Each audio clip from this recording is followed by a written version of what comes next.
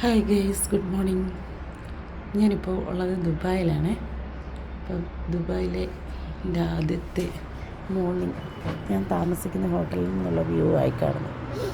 അപ്പോൾ ഞാൻ ദുബായിൽ വന്നതും ഇവിടെ ഇപ്പം നിൽക്കുന്ന കുറേ ദിവസത്തെ കുറേ വീഡിയോസ് ഞാൻ ഇൻസ്റ്റയിലും യൂട്യൂബിലും FBയിലും അപ്ലോഡ് ചെയ്യുന്നുണ്ട്.